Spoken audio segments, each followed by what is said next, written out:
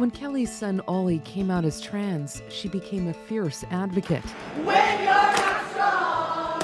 That advocacy has taken her to a small Minnesota town. Welcome to the house. A home for young people trying to get on their feet. They have their own set of towels. Many of those who stay here likely to be queer or trans. It is volunteer weekend. We're calling it Furnishings and Finishings Weekend.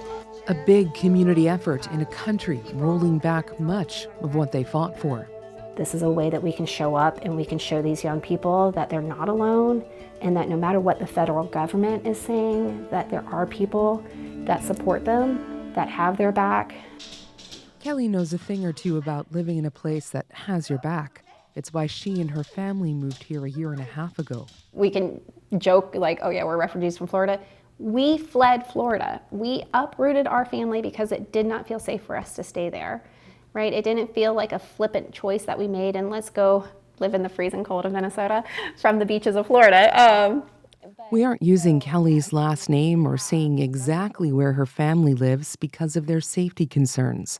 One of Kelly's children, Ollie, is trans. Essentially, we were kicked out of our church and our school. And so that was beginning of high school. And then, of course, Mama Bear comes out, and I became a fierce advocate and ally for my kid and for the queer community at large. That advocacy caught the attention of a conservative group. And they just came after us, and it felt scary and threatening. And my husband served in the Marines, very much believes in protecting his family, felt like he couldn't do that, and that we all had targets on our backs. So for my husband, he will tell you that that was his turning point. So at that point, that's when we said, it's time to go. I mean, of course I knew it was traumatizing. Of course I knew how hard it was for our children to leave Florida and everything they knew. But election night, whew, my 11-year-old started crying, and she said, does this mean we're gonna have to move again? You actually feel safe. That garden. For Ollie, moving to Minnesota meant just being able to walk down the street without fear. I noticed people's body language and the way they were looking at me or weren't looking at me really. It felt different, it did. Yeah, a cultural difference, it felt like. It's a really good thing. We feel safer. Or he did. The Trump administration's rollback of trans rights has been swift, beginning on day one. As of today, it will henceforth be the official policy of the United States government that there are only two genders, male and female. Other orders followed, defunding gender-affirming care for youth, banning trans people from serving in the military, even requiring federal staff to remove pronouns from email signatures. The last couple of weeks, the inauguration speech, the executive orders, how has that left you feeling? It's left me feeling pretty scared and uncertain, and I didn't think it was going to happen so fast. I didn't think so much was going to happen so fast and it would be so bad. Ollie doesn't want to have to move again, but if he starts to feel unsafe, he's keeping his options open. Where are you looking? Mainly Canada because it's so close, and we've heard that the protections are better for people like us, or at least not so hostile. So Canada is probably the top of the list. To qualify for asylum in Canada, you must prove a well-founded fear of persecution based on race, religion, nationality, political opinion, or membership in a particular social group, which includes LGBTQ+ people. Is it weird, I mean, to sort of be thinking about leaving America, to have considered that? It's so dystopian. We're living the Handmaid's Tale. Like, how is this the United States of America? Words come out of my mouth, and in my head, I'm like, this can't be real. This can't, right? It's so bizarre. We're in the United States of America, the most powerful country in the world. And its citizens are looking at asylum in other countries. Make it make sense. Batista Migration Law Group. In this Toronto law firm, dozens of calls a day since inauguration, mostly from trans Americans. Shortly, I've just been working through a bit of a backlog. Lawyer Joyce Nakang says the Trump administration's slew of executive orders targeting trans people might allow them to claim asylum. Typically, those claims have been hard because what you have to prove is that the state is unwilling or unable to protect you, and that there's nowhere else in your country that you can go and live safely.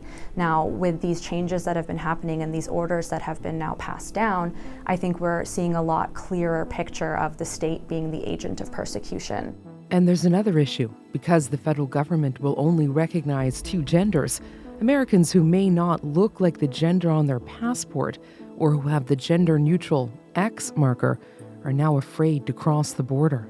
We don't know if that just means increased scrutiny at the border or if it means a denial of entry or potentially confiscation of those documents. Elliot Duvall is one of those Americans caught in documentation limbo. I am scared to go back because, one, that my passport still says a female on it. It still says a female on it, and I don't look anything like a female. So to hand over my passport to the border guards is terrifying. And they're just gonna question me down to the bone. And I don't think I'd mentally be able to handle that, to be honest. I would just cry. Elliot grew up in Wisconsin and Arkansas, but 12 years ago, fell in love with a Canadian and started a family in London. But he misses his family back home. My mom, she wants me to come desperately bad. And this was the year that I was supposed to be going, I was gonna go for Thanksgiving, we were gonna try to make it for Christmas, all of us. And she said, don't come.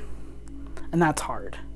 It's hard when my mom, who, she watches the news, when she's like, don't come because it's not safe. That's really hard.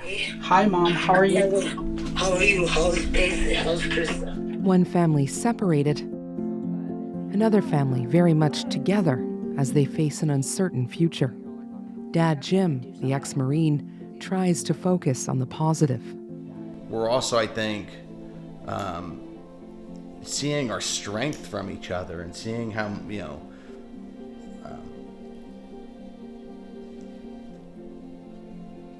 Yeah. It's just it's easy to try to defend all the time, but to be,